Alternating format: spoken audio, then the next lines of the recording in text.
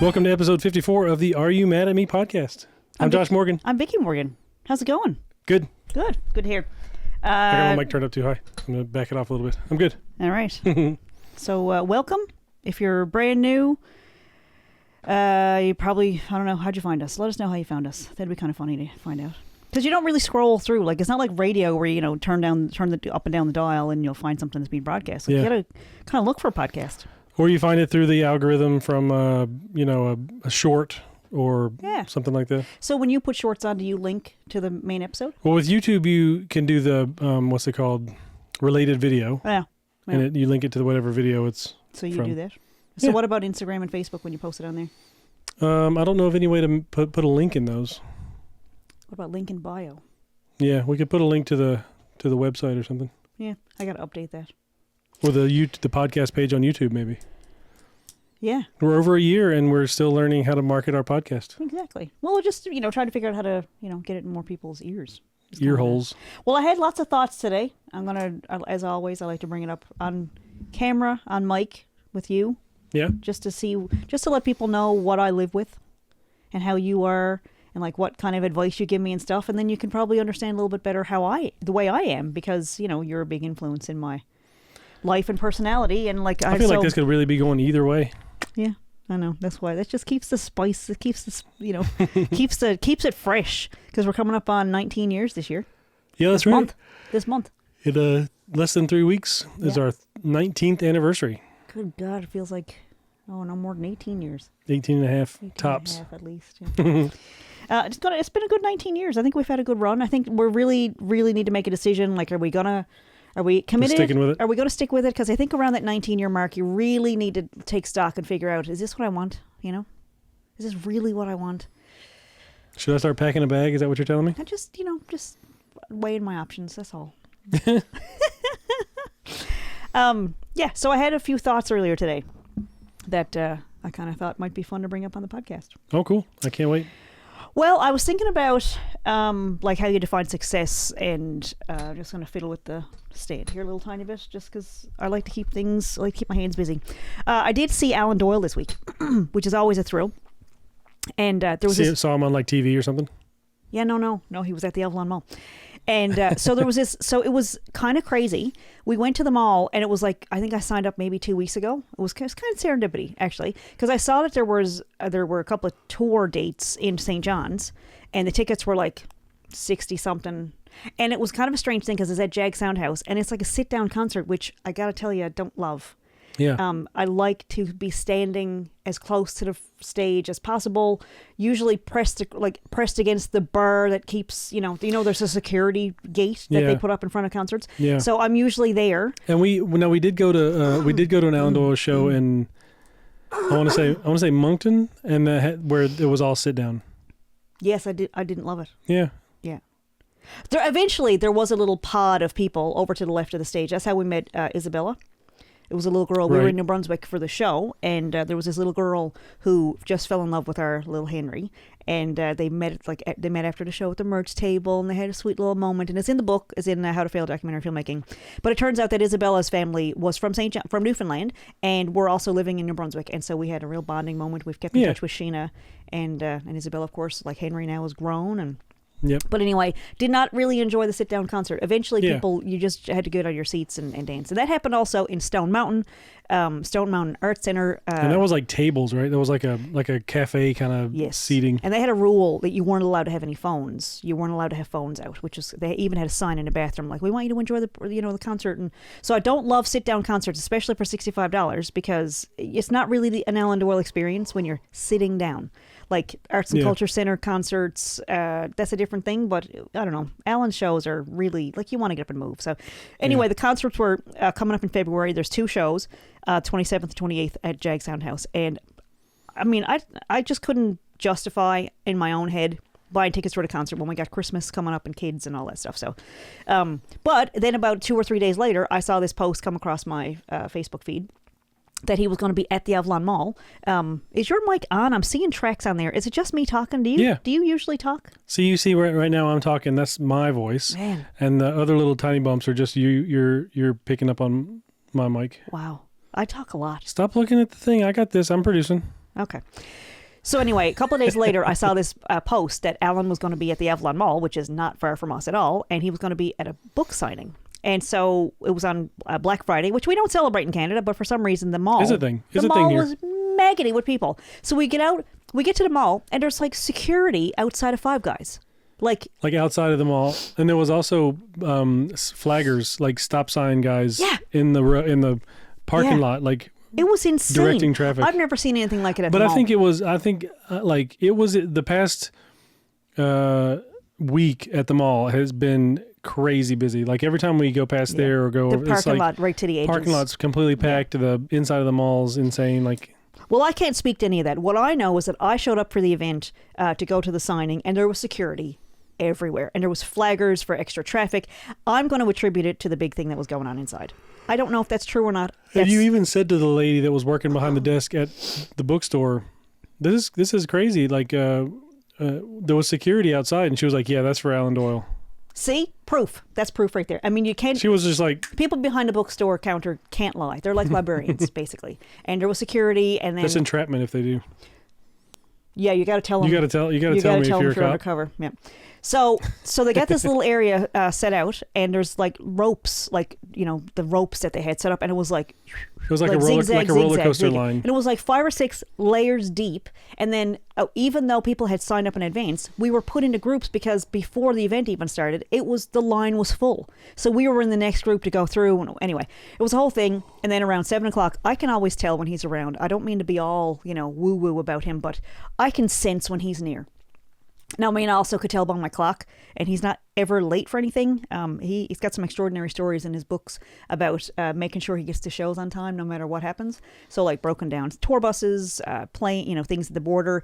He managed. Anyway, so around 7:00, I had this like tingly feeling, and there he was, and he was coming in with the bookstore manager, Joanne Adams, I think, and a security guy. And so they escorted him up through the crowd, and he was really sweet. He always is.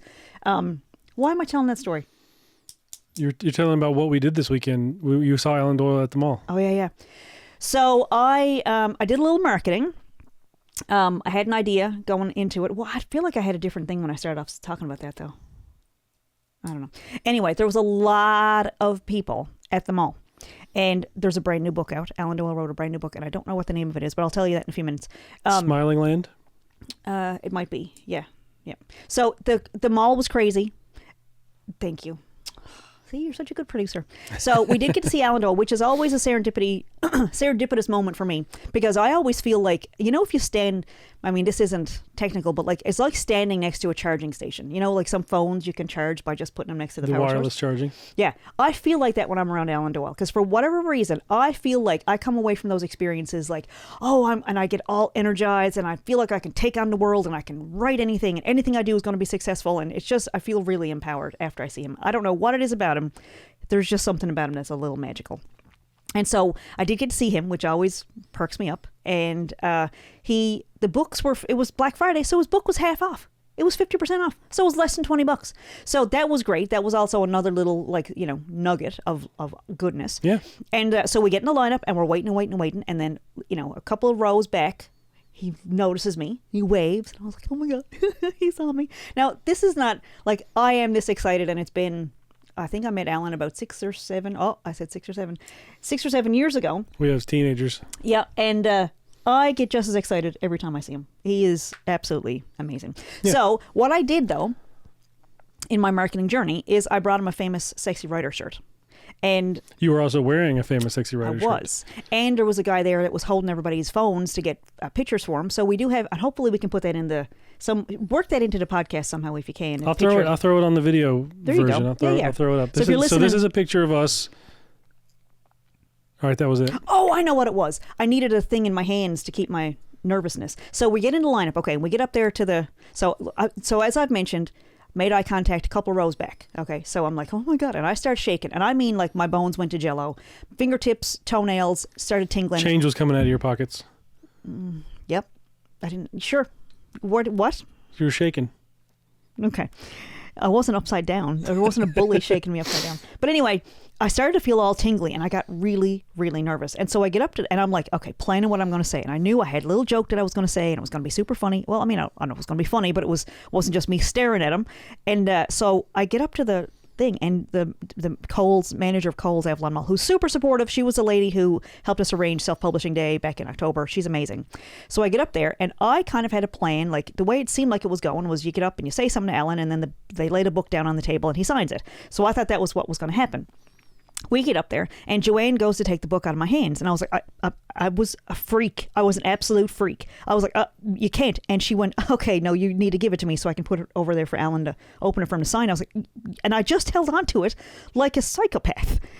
She was like, are you gonna let it go? And I was like, I can't. What if I let it go? What will I have to hold on to? And she's like, okay. And she pulled on it a second time, and I was like, and I pulled back on it. Like this was literally pulling back and forth on this book. And I was like, she's really not letting go. And she was looking at Josh like, is she okay? And clearly I wasn't. I was about to talk to Alan Doyle. So anyway, I get up there, and I'll tell you this little story. Many moons ago, I'd say about May of last year, 2024, Perry Chafe, who is the main showrunner, I think, or the main writer on Son of a Critch. Or something like that. Yeah, he was also very heavily, like, big on top, like, what do you call it, above the line name for Republic of Doyle as well. Which, if you haven't seen already, you should go check it out. I think it might be on Netflix, but anyway. But he's like he is way up there with producing and TV and all that stuff. Very funny, very nice guy. He was on our radio show a few years back, a couple of years ago, when he had a new book coming out called, it's also If by Something by It's Sea. right here. Yeah, but Just look at it. Closer by Sea. Closer by Sea. Okay, so imagine this. Perry Chafe comes on our radio show a few days before the launch of his book that he's doing at the Rooms, which is this big, massive historical building. There's lots of archives and all that kind of stuff. And there's not historical because it's only a brand new building, but everybody was really upset about it because it's a museum, so there's historical stuff inside. Yeah, it changed the cityscape very drastically. It was a whole thing. The Rooms was a big thing. Anyway, Perry had his book launch at the Rooms, and it was going to be on the 24th of May, I think 2024. So we're in the radio station. Perry's coming over. He's with his girlfriend Maureen Ennis, who is like, she's my idol. Like, I've been looking up to her since 4th grade, and she was in St. Teresa's, and she sang Leader of the Pack. And I walked in, and she was doing the song, and I was like, oh, there's already a musician, so I guess I can't be a musician. And anyway, Ennis sisters, like, huge. You got to check them out if you can get tickets to the Christmas with the Ennis sisters. Anyway, so. Maureen accompanies him to the radio show interview, right? And we've known each other a very long time. We have friends in common. She's a sweetheart. And Perry is an absolute doll. And I kind of wanted to meet him, so I kind of invited him on the radio show, kind of just so I could talk to him. And That's why we did the radio show, to meet new people. Well, and I kind of... that we like. I'm totally revealing things here, but I do have a theme here. And the theme is, do you really want your friends to listen to your podcast? I share everything on this podcast, and it's kind of weird when I run into people who claim to be my friends and they have no idea what's going on in my life. So people have been getting in touch. God love them. A few of them have gotten in touch to say, do you need to vent? Like, do you need to talk about your mom or about it? And I'm like, no, I already did that. Like, I mean, I told everything that happened. That's why we have a on podcast. The podcast. And so, like, earlier today, I thought, this would be maybe like make a good blog. And I was like, what am I talking about? Blog? I have a podcast. We're doing an episode tonight. Anyway, so May 24th, imagine it was like the 22nd or 23rd of May. And I, like, to be completely transparent here, the reason I wanted to have Perry on, first of all, I wanted to help promote his book, but I knew it was a good way to meet him because I had never really met him or had a chance to talk to him before. So he comes to the radio show, and I had it perfectly timed. I knew when he was out in the lobby. I knew when we were about to start his interview. I wanted Perry Chafe to know that I was a musician, and I wanted him to hear what at the time, my best song. And so I think I did a pretty good job. You can go check out the video. It's on the Mulberry Creek YouTube channel. Yep. You can see that as I'm finishing up, was it Lewis Ransom or Jimmy Glenn? I think you played Jimmy Glenn. I think it was Jimmy Glenn. Yeah. So as Perry's walking in, I'm playing Jimmy Glenn. I couldn't really swear to it. I didn't know if he had ever even heard that I was doing anything with music. I didn't know if he had even really heard of me. So as he was walking in, I'm playing a song, and he was like, oh, that was really sweet. That was, I like that or whatever. So we're having this conversation, and I say, so you got your big book launch coming up, Perry, and he's talking about the book, he's talking about the launch and what they're going to be doing. Mark Rich is he's the MC for the evening and all this stuff. And these are like, I love these folks. And so I'm like, so is there any tickets? And he goes, oh yeah, no, sorry. They're all gone. Like, it's been sold out for a long time. And I'm going, oh, ooh, I really kind of thought, there was no mention, by the way, I got to say, there was no mention that Alan Doyle was going to be there. It was Mark and Perry, but it was kind of like, you kind of piece things together. Like, of course he's going to be there to support, they've been really good friends for a long time, but there was no official announcement. So anyway, right. I wanted to go to the book launch. And so we're talking about it, and he's like, yeah, no, it's all sold out. And I said, oh, that really sucks. I really wanted to go. And he's like, oh, if I could do anything for you, like but it's really completely sold out. Okay. So the day of the 24th comes, okay? And I am crooked as sin. That's a Newfoundland phrase. It means rotted. It means contrary. Also a Newfoundland phrase. It means ornery. It means what else? Grumpy. Very grumpy. I mean, not fit. Not fit to be around. These are all Newfoundland phrases. So, I don't know. I was beside myself. I mean, I'm just a fountain of Newfoundlandism tonight. Anyway, the 24th of May, I was agitated and a little hard to be around. I know that. And so I'm sitting around going, okay, couldn't get a ticket, whatever, it's fine. And so sometimes I get so grumpy that I take a nap. That's how sleepy cross I get. That's how upstrapless. That's how rafted. These are all, you can look them all up. So Josh, at the time, said, why don't I take the boys down to the mall and I'll pay on our cable bill, because there's a Rogers kiosk down at the mall. So Josh walks to the mall. This is like so the thing starts at 6 o'clock, okay? And this is like 4:30. Josh goes, I'm going to walk down to the mall with the boys. I'm going to pay the Rogers bill and I'll walk back, and you do whatever. Like, you take care of yourself. So you might not have said I don't come across great in this story. Yes, so far. Yeah, it's fine. It's fine. But I was not fun to be around that day. I know that. So I sit down on the couch and I'm like, okay, I'm going to try to meditate and I'm going to try to put myself to sleep, because I was not fit to be around. I didn't even want to be around myself. So I sat on the couch and I fell asleep, and I had this I fell asleep for a few minutes, and when I kind of whatever, like dreamed or whatever, I don't know if it wasn't long enough to go into REM sleep, but like I saw all these lights in the ceiling, like Arts and Culture Center level amount of lights, but it was in a room I had never seen before, and I saw all these bright lights like lighting a ceiling, and I was like, I've never been in that room before, but that's like whatever. And something, as I was waking up, I thought, I should get dressed, which is ridiculous. Didn't have tickets, sold out event, 5 o'clock. I'm waking up on the couch. It's 5 o'clock. The thing starts at 6 o'clock. I'm texting Josh going, where are you? And he was like, I don't know. Why are you in a rush for me to come home? And I was like, kind of now. Anyway, I go and I get dressed for no reason, but there was a little voice in the back of my head saying, you should get dressed. And here was my thought process. You have zero chance of seeing this event if you stay home. If you go, there's a sliver of a chance you'll at least be in the same building. So Josh comes home, and it's like, cutting it close. This is back when we had a car. So Josh comes in, and it's maybe like 5:45. I remember this evening, but I don't remember what happened. So I'm like edging my seat, waiting to see what's happening, what's going to happen. Well, I need to go back to the fact that I remember I fell the asleep. end of the night. I fell asleep and saw this ceiling, like this roof, top of a room with lots and lots and lots of potted lights, like really bright, beautiful potted lights. Okay, so just keep that in mind. So we head down to the rooms, we park, found a parking spot, great. We walk in, everybody's dressed really nice. It's like a little beautiful little reception going on. So we go up to the desk and I say, is there any kind of a wait list or anything like that? And they go, no. And man, was the person at the desk unfriendly. And I was like, not going to let that deter me. So what I noticed on the desk was there was this stack of like VIP, celebrity kind of passes or whatever, that they had invited like certain media people and things like that to the event. And I noticed that it was like getting close to 6 o'clock. And I said, when are you going to release those seats in case people don't show up? And she was like, so she didn't even want to tell me anything was going on, but I kind of know how these things work. So I'm sitting there and I'm like, and then a couple of other people came in and they were, sitting on the other side of the lobby or whatever, and they're waiting to or whatever. And I was like, you could see people going in and you could see that the main doors closed and it's 6 o'clock. Obviously the event has started. So I go over to the desk and I go, I can see you have like 26 invitations there that nobody picked up. And she was like, oh, I'm going to have to call upstairs to Todd. I don't know what his name was. I got to ask Todd what's going on. So she's like, Todd, front desk, what are we going to do with these passes? How long are we going to hold these passes? And so then they decided over the walkies they were going to wait for 15 minutes, which again, the event started at 6 o'clock. Okay.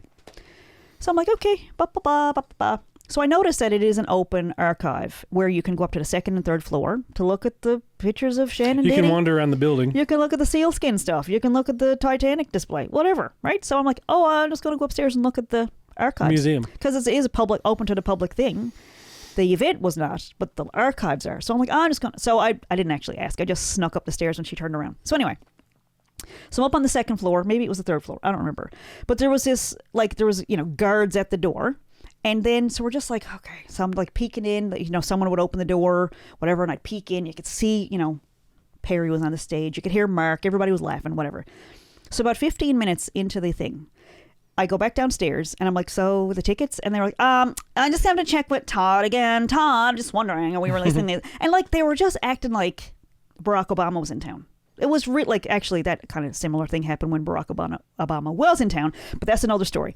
So they're not releasing the tickets. Like, they're just hanging on to them. Like, well, look, I'm willing to pay for them. Just give me a damn ticket.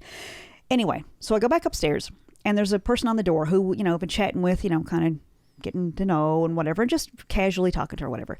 So this other person breezes in and I don't remember who it was, but it was someone from the media saying, I was sent over by whatever radio station, are there any media seats or whatever? And the person was like, I don't know. We're not really sure what because they're still talking to Todd. 15 minutes late. We're still talking to Todd, and Todd is like an idiot. And he doesn't know. Sorry, Todd, you're probably a really nice person, but like you botched it that day. Because anyway. So this person says they're with the media. And I go, well, I'm with the media. So I went up to the person on the door and I said, I'm with CHMR. Like, I, just had Perry on my show a couple of days ago. I will be doing a story about this. Like, so if there's any media seats. So a few minutes later, Todd goes downstairs to be very important. And the person on the door just goes, and waved in me and the other media person. And Josh, who of course is my camera person, even though he didn't have a camera with him, he ushered all three of us in. Was it a lady? It was a lady, yeah. It was a lady. And so... I thought we were going to sneak in quietly. It was at the front of... Yeah, the door was like right next to the stage. So there's stage, 100 and something people. We're walking into the front. And we look over and Perry's like, hey. And his sisters are like, hey, what are you doing here? And so we, go all the way up in the front, up to the back of the room. There was some other empty seats, which I found a little disheartening because there were enough people to buy the tickets to replace the people who didn't show up. Because if you're invited to something Perry Chafe is doing, show up. Come on. Like, people, come on. Yeah. So I'm sitting in the back of the room. Of course, the Ennis sisters perform a song, and they're talking about turning Perry's book into a movie, and the soundtrack is basically like, they already have lots of ideas for this thing, because it is a fantastic book, and it's got a great story, and I think Perry had some ideas about, when he was on the radio show, he talked about there's kind of like already a Bible, like an episode Bible. Yeah, a show Bible for what they're going to do with it, which is great. It's going to be fantastic. So the Ennis sisters are performing, Alan Doyle is performing, and I'm sitting in this room going, I can't believe I'm in this, I can't believe I'm here. And I look up, and it was the room that I had seen when I fell asleep with all the lights. I had never been in this room in my entire life, and I just manifested what I wanted, which has happened to me a lot of times with, in particular, Alan Doyle. So at the end of the evening, it's only like a couple of hours or something like that. But anyway, so everybody performs, and Mark's being really funny, and Perry's reading from the book, and it's a really great experience. And so at the end of it, there was a reception, and you could get Perry to sign your book. So I go up, and the person, his people from whatever publisher, I can't recall. Do you see it? Mm-mm. Oh my God! Ah! Well, I'm locked in now. I gotta say it. The publisher was anyway. His people were there from the publisher, and it is from Simon & Schuster. How did I forget that?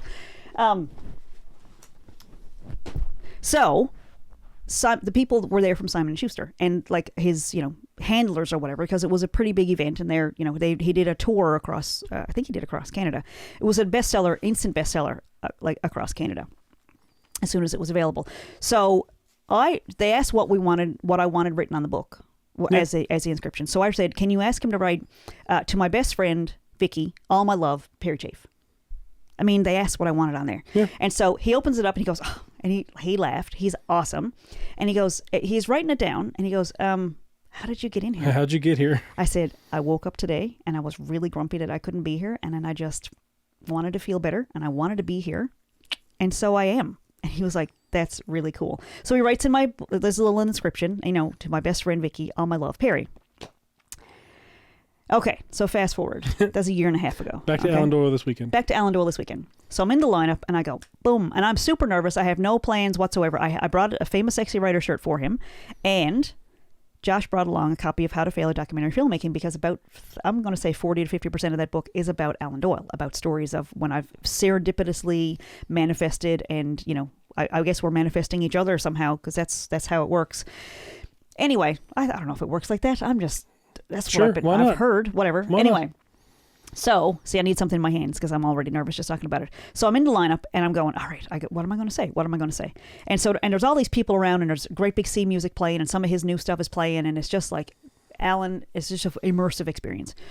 So I get up there and I say, okay, just so you know, and it's not a competition, but it kind of is. Perry wrote To All My Love, Vicky. To my best friend. To my best friend, All My Love. Yep. And so Alan went, okay. And then he wrote, More Love Than Perry.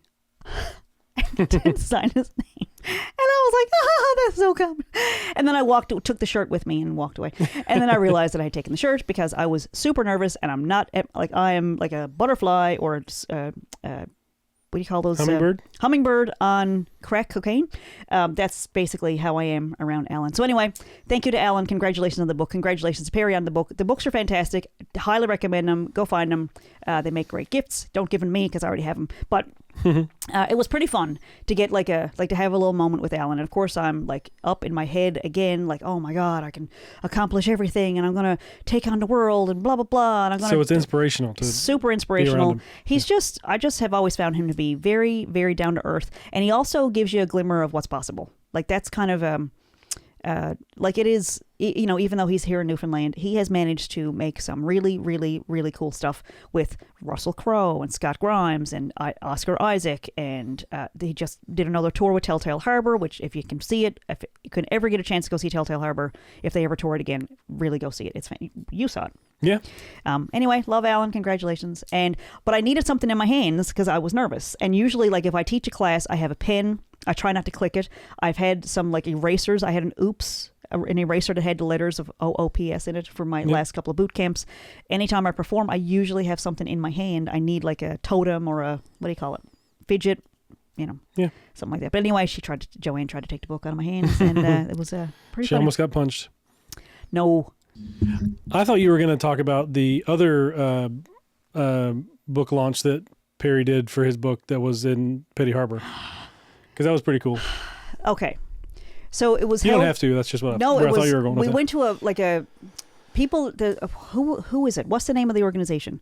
There's an organization in Petty Harbor that's like some kind of, not restoration, It's but like some sort of conservation kind of learning. It's like a school, museum, conservation program that they have down there. So a few weeks after that happened at the Rooms, we had tickets in advance for this one. But there was a thing going on in Petty Harbor, which is where Perry and Alan are from. And there's actually this big, massive sign as you're going in to Petty Harbor, and it says, from the home of Alan Doyle, which is pretty sweet. Anyway, we went to this like fishing stage. It's basically like a museum where they have cod liver oil on the walls. There's a guy there that'll show you how to split fish and salt it and tie nets and it's the everything. Authentic experience to go down. You can, like, schools can go down there, homeschool groups. You can go out and jig fish, as far as I know. Like, you can fish off the pier, doing the little day trips and stuff that they have down there during summer, especially. But we went down. There was a little party for Perry where they had him go do a reading. And it was, I mean, no bigger than this room that we're in right now. Which isn't big. Which is not very big. It was like a little 10 by 10 cabin shed. It was a basically. shed, and they had all these little benches, and we were packed in there. And so with they had a wood stove going. Oh my God. Melanie Jacqueline was there. She donated a bunch of wine for the event, and the Ennis sisters were there. And the Ennis sister, we call her Mommin. I call her that. She used to be my French teacher, but Cece Ennis was there, and they had her up dancing, and it was the most packed in. There might have been 20, 25 of us there, and Perry read from his book, and the girls were up singing, and they had their mom up dancing, and then Leo, a guy who owns, Leo and Kim basically run this little conservation museum. I don't remember the name of it offhand, but Leo, like, he just seemed like a regular dude from the neighborhood, but I didn't realize he's a massive part of what they do down there. And so everybody was talking about Leo's fish stew, and I was like, I don't know about this.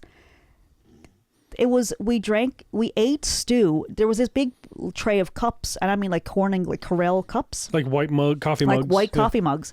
And they put the fish stew in the mugs. And I was like, I don't know about this. I mean, It was the most delicious stew I've ever had in It was so my good. life. It was just like fish and carrots and turnip and potatoes and salt beef and savory. It was so freaking. I went and had a second one. in codfish stew. It was like, I couldn't believe how good it was. We were all standing around. It was a little chilly, and we had like shawls on us and all this stuff.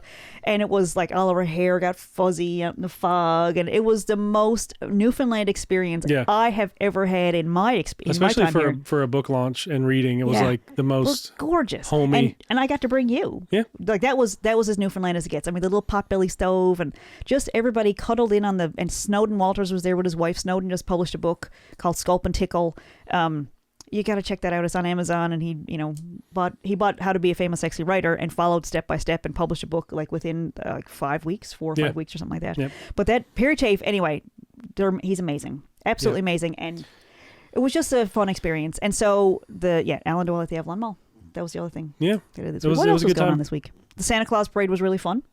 Yeah, we went to Santa Claus Parade on Sunday, and it was a beautiful day. A little bit chilly, but otherwise. Perfect Santa Claus Parade weather. I was wondering while we were there, like, how often do you think the Santa Claus Parade in the history of the Santa Claus Parade has had like really nasty weather? Oh, most of them. But like, I think I might have in my lifetime been to half a dozen. Yeah. And they're always nice. Like, it's always a little bit chilly, but it's always sunny and clear. I've been to them in the rain. I've been bitter cold, absolutely bitter cold. A couple of years ago, it was canceled because there was some kind of a standoff with some dude with a gun, and there was a standoff like a few miles away. It was just postponed. It was a few miles from the parade route, but there was like a lockdown in that part of the city, so they decided to lock it down. So that was kind of surprising. Like, what kind of dirtbag is going to do something the day of the Santa Claus Parade? Like, wait till tomorrow to go over to your enemy's house with a gun. So I don't know if you know this, but not everybody thinks the Santa Claus Parade Day is that big of a deal. So they might not have postponed Think their of the DV. Children. Well, they might not have postponed their mental illness and breakdowns around certain events like that. And so, also those types of events tend to bring those emotions to the surface, and that's true, the worst days for it. That's true. Santa Claus Parade, Christmas Day, birthdays, Arbor Day. I'm not making light of mental illness, but it just seems like all that extra pressure. I know I certainly feel it on holidays and events that there's a lot of pressure to have everything perfect, and that's when I'm at my worst. It was a nice. The day after, I'm great. It was a nice parade, and it was nice out. And then we were at the beginning of the parade route, and so when the last couple of floats went past us, we were like, well, let's go to Bagel Cafe and get some breakfast, which is kind of like an expensive touristy spot down on Duckworth Street, but it's really good. They give the servings are bigger than your head, like way too much food. Oh my God! So we even saw some of my work friends there, and we're like, we're going down to Bagel Cafe. We're probably not getting in because it's going to be packed. So we start following the parade. We were going down the sidewalk. We were following the parade. And as the parade ended, like, people were kind of dispersing, because the parade's over, so they're going back to the shuttle buses. Like a wake behind a big ship. So we're walking. The parade is going in the direction we're going, so we're just following the last couple floats, and then people are going up the hill towards the shuttle buses to go home. And we get down to the Bagel Cafe. Like, we kind of rushed. Like, we passed a couple floats. I think Santa Claus was behind us by the time we got to the Bagel Cafe. So we did start walking in the road on the parade route, and we did wave to people. Yeah. Because it did kind of look like we were in the parade. Yeah. But we had some. But the kids had a good time, and we got to Bagel Cafe, and there was nobody there. It was like there was tons of tables. They put us in the upstairs. It did fill in. It filled in pretty quickly. Yeah. But we got there. Well, it was because we got there before the parade was over. Yeah. We beat Santa Claus to the Bagel Cafe. Yeah. But we had a great great lunch with the kids, and it was a great way to kick off the holiday season. Yeah, it was fun. Yeah. So we're not going to do any more Christmas stuff? I think we might actually go to all the parades because it is like it's a pretty fun thing. Speaking of nasty weather, though, they are saying that we're going to have a snowstorm this week. Okay. Like 15 centimeters, which is, our American listeners, is like 3 feet. So. No, that's not even.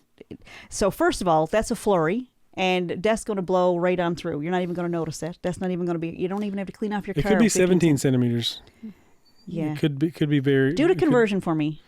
15 centimeters is 6 inches, because it's 2.5 centimeters per inch.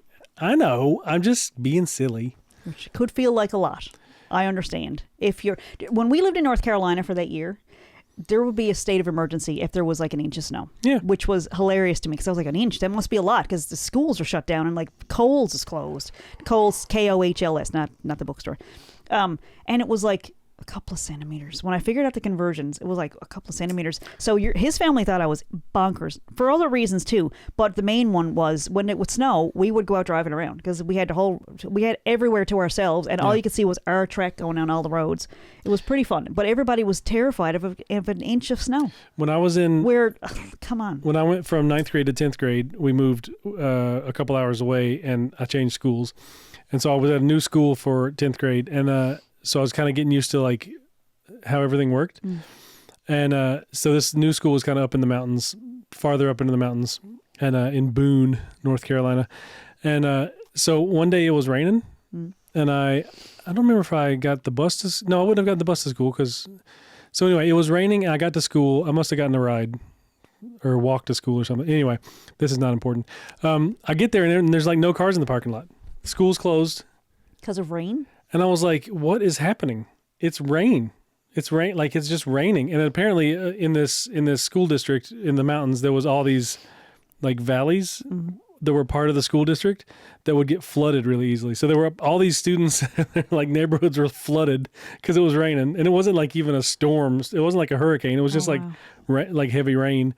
And I was like, why is school closed? It's just raining. Like, it was in the mountains. I'm like, I expected snow to close the school down. But it was... it's just funny going to a new place and it's like, weather here is weird and people treat it differently. Yeah. And here, like they've gotten a lot more cautious in recent years that if they even forecast a storm, they'll shut it down.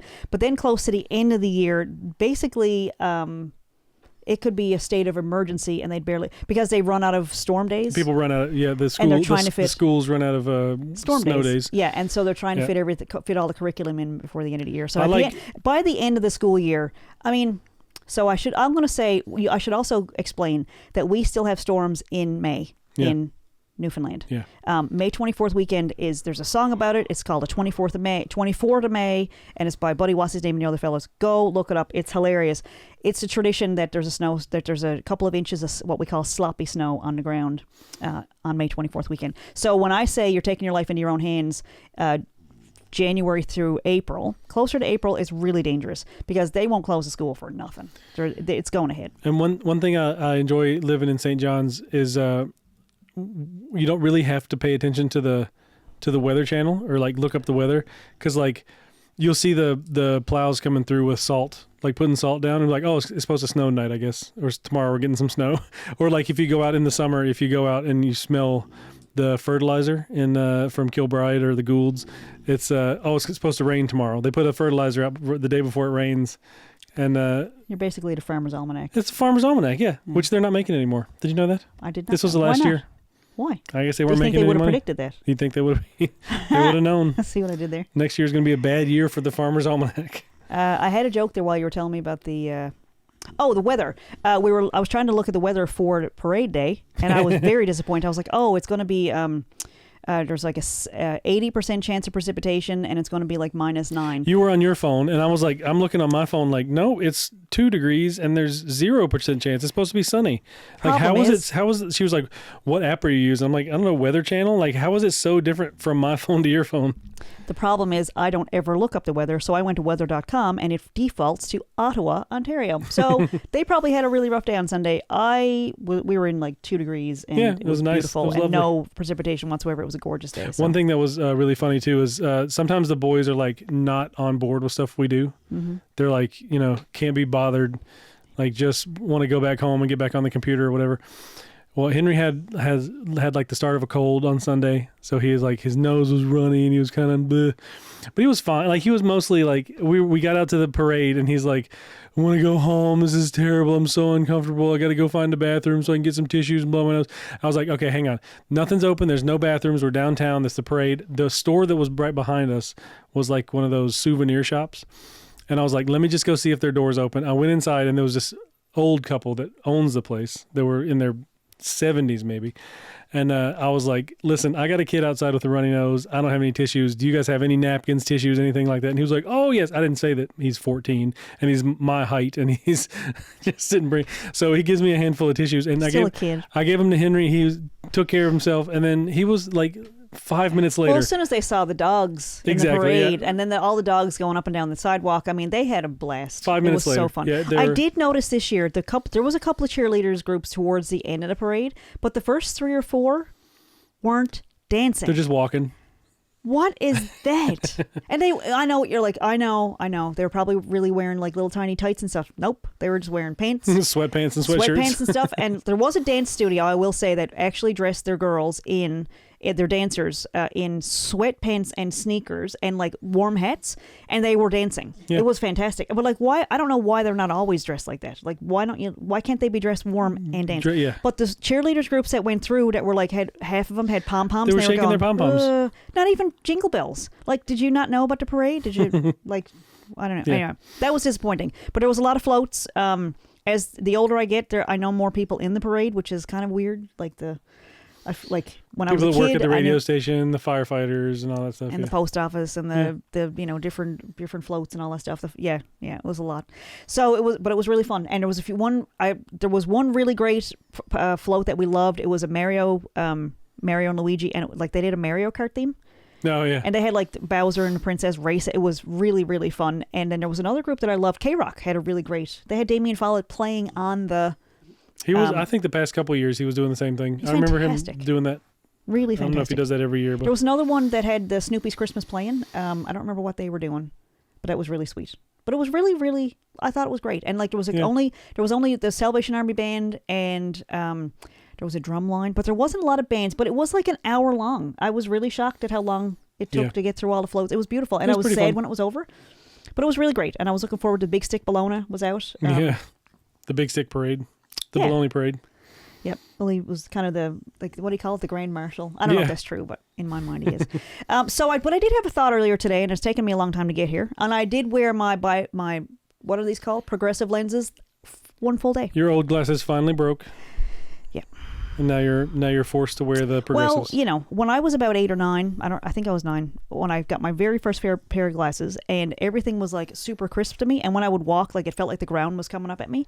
And so that's pretty much what it's like. But I also, when I was 9, started noticing like the buds coming out on the trees. I noticed all these details that I hadn't ever seen in my life. And so I kind of put them on today, and I was like, you know what? Maybe I'll see things from a different perspective.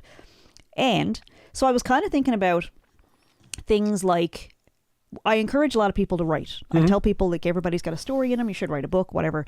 And I kind of feel like sometimes I'm not being honest about it because I feel like I'm disappointed a lot in the success of my books and how far they've gone and how many people have bought copies and all those things. And so I was like, so why would I encourage anybody to write? And so I gave a lot of thought to what it actually feels like when somebody tells me that they've read my book. Whichever book, it doesn't matter.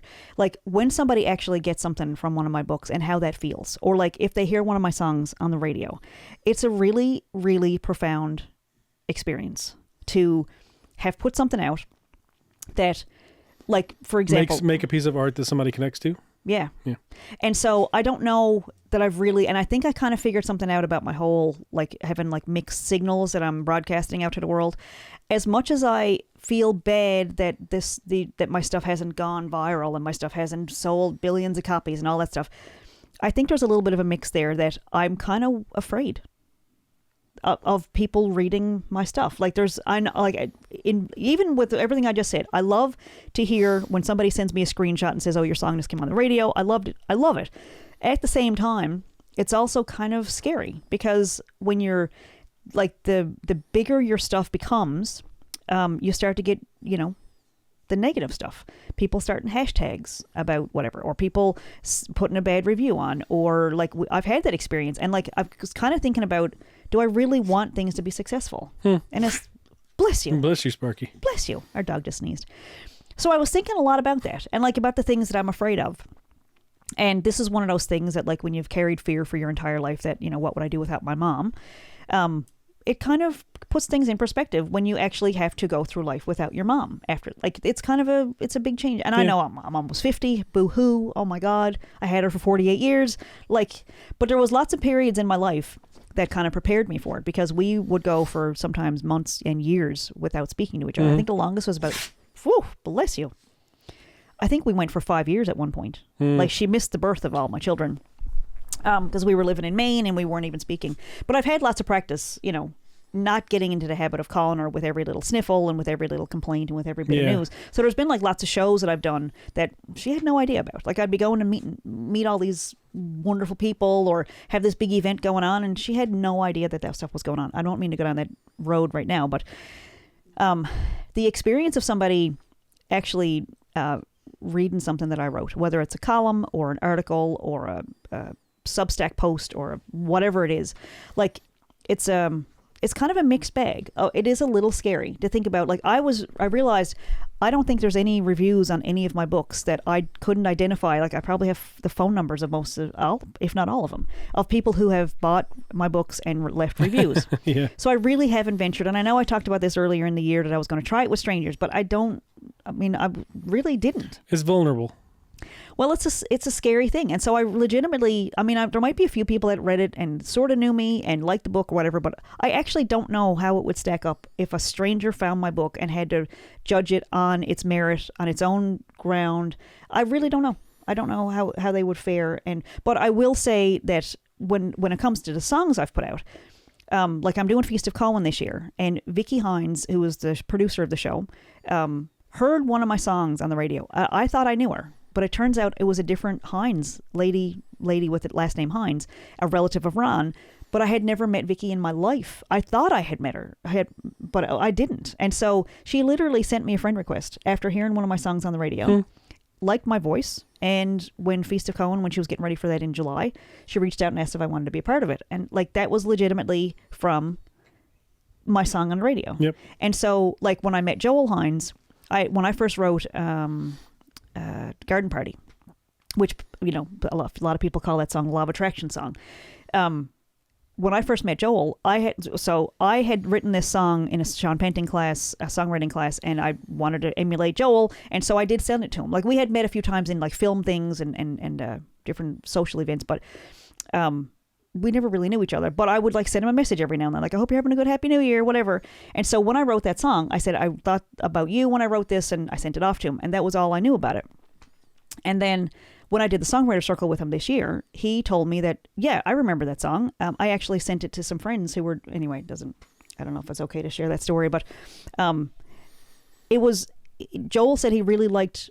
He connected with it. And he said he listened to the album a bunch of times and liked the music, and, you know, he didn't know me before that. So the point is, I almost want to, like, I had this idea that I was going to print things on a shirt nice things that people have said to me, and like print it on a shirt so I could hug myself in it, which sounds a little lame and sad, but it's kind of nice to, like, for rainy days, to say, not actually rainy days, but like days when you're feeling kind of crappy about yourself. Like, it's kind of nice to remember that people did like what you created. Whether it's my children who go to a birthday party and the parents are like, they're such good kids and they seem like they're best friends. Those are my creations as well. Yeah. That I'm very proud of. Yeah. That's a different thing. But I feel like when you put something out there, there is that, like, are you really promoting it? As, like, do you think it's any good? And I think that's a big question for me going into the new year, like, you know, to kind of connect with that. Like, what's it worth to you? Well, yeah. And, like, do you believe that someone might feel a little bit better if they hear it? Would they feel inspired to write their own stuff? There's a lot to be said for, are you going to, like, do you actually believe in the stuff that you've done? And so, anyway, that's where I am. And I was kind of thinking about the podcast, like, when I run into people who, I saw someone a few months back and they were like, whatever, I mentioned something about, I did the cover, you know, because everybody knows that's been listening to podcasts. I found a lump back in May or June of this year, and everything was fine, but it was a scary, you know, few weeks. And so I mentioned that to somebody the other day, just in passing, and they were like, "What?" And all I heard was, "You don't listen to my podcast." I share my heart and soul every week, and we put this out to market our books and market what we do and share a part of our lives every week and, you know, a little bit of music every now and then and stuff like that. And it's like, do you actually want people to listen to your podcast? And that's a question that I have for you. I know I started off saying I was going to ask you those questions, and here we are. What is it? I can't see. 50 minutes in. 50 minutes in. Here's a question for Josh. What's the question? Do I want people to listen to the podcast? Yeah.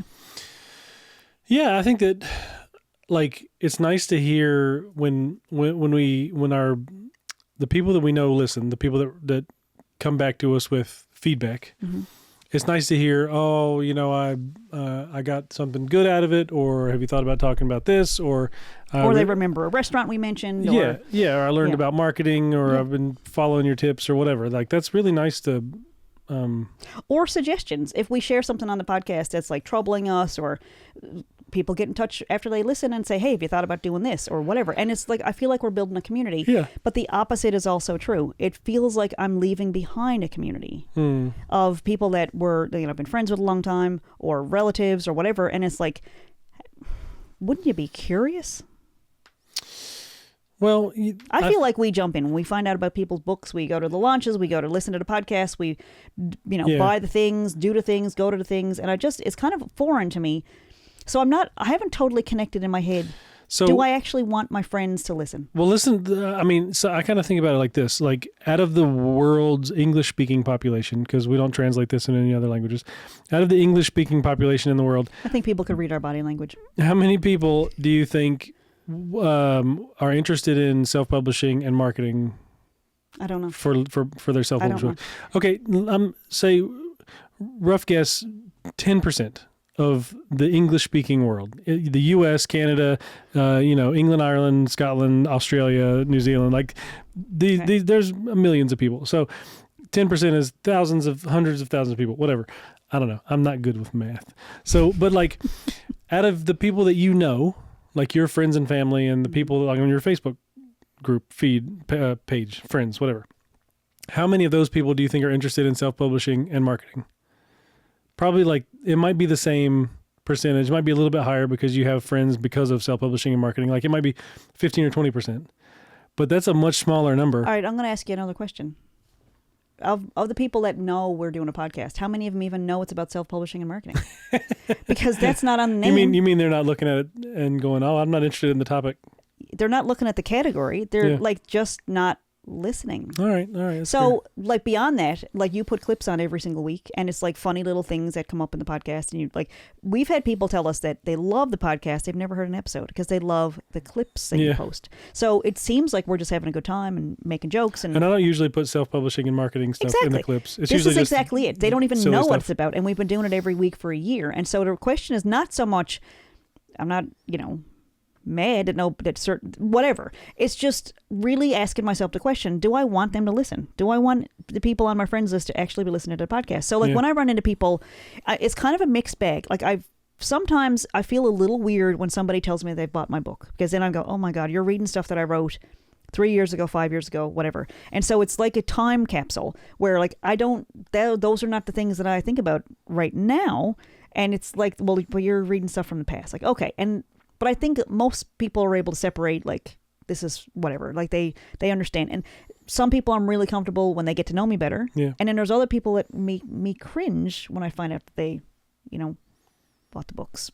One lady wrote to me and said that she got it from Amazon and put it in her bathroom immediately. And I was like, I don't want to know that you read my book while you're pooping. Anyway. Blech. Thanks for buying the book, but some people really value their bathroom reading time. But she was also a person who was a little bit critical and negative of other stuff in my life, and was like, so anyway, I don't get any feedback from her anymore for lots of reasons. But what I'm saying is, when you think about what you want and what you're trying to manifest in your life, what you'd hope to see happen and those things, like, do you actually, like, it's really a question of, are you sure you want that? That thing that you seem to think is bothering you, is it really what you want? Like, what is the actual thing that you want?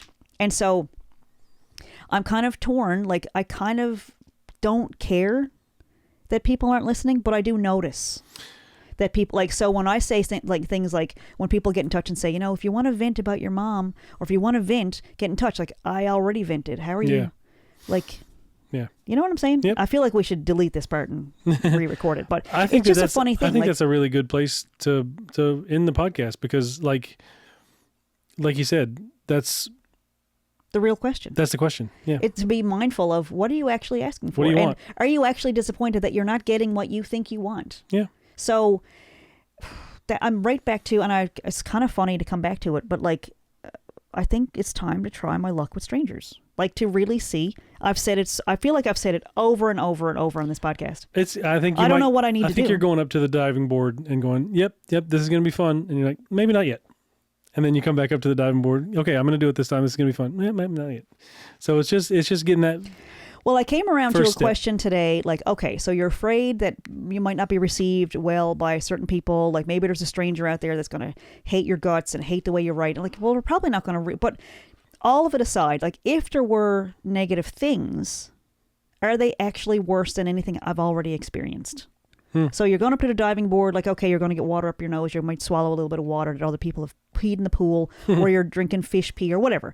Like, but and I don't swim, so these are terrible analogies. But the thing is, like, is anyone, like, let's say somebody reads my book and puts a bad review on it, or they don't like one of my songs, or they put like some kind of a comment on a music video that I put out and say, oh, she's not very pretty, or I hate her voice, or she's not even really playing fiddle, whatever. I just lost my train of thought. Is it any worse than my dad draping himself over the casket at my mom's funeral and saying, are you happy now? Like, is it going to be worse than that? And the answer is probably not. Probably not. Yeah.